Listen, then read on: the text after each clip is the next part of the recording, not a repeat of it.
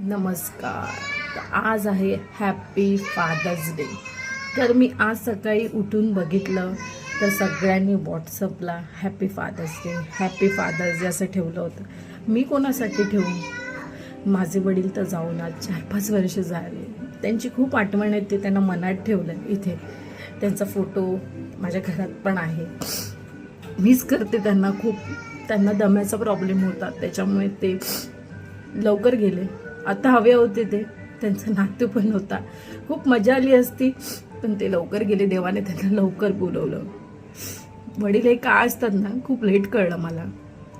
कारण माझं love marriage झालं होतं ना, त्यांना एक्सेप्ट नव्हतं, त्यांना मान्य नव्हतं मी जे लग्न केलं होतं ते.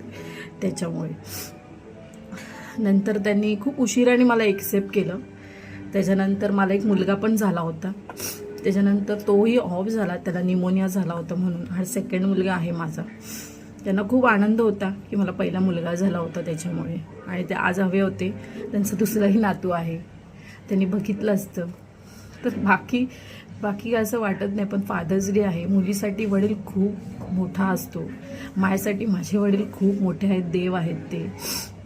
पण काय करणार, देवाने त्यांना लवकर बोलवून घेतलं त्याच्यामुळे. तर पप्पा, तुम्ही जिथे कुठे असाल, मला जर बघत असाल तर तुम्हाला हॅपी फादर्स डे माझ्याकडून.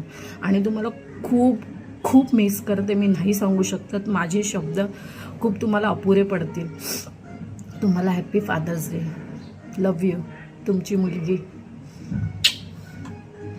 मला अभिमान आहे, मी त्यांची मुलगी म्हणून जन्माला आली.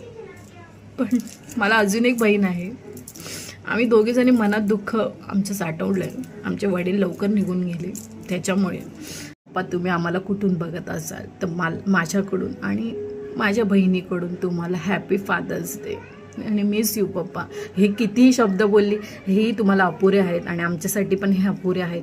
तर तुमची नेहमी आठवण येत राहणार, नेहमी तुम्हाला मी आठवण करत राहणार आणि तुम्ही माझ्या मनात असणार. नेहमी तुम्हाला मी मिस यू पप्पा असंच बोलते आणि आत्ताही तेच बोलते, मिस यू पप्पा. जिथे तुम्ही कुठे असाल तिथून मला नक्की तुमचा आशीर्वाद द्या.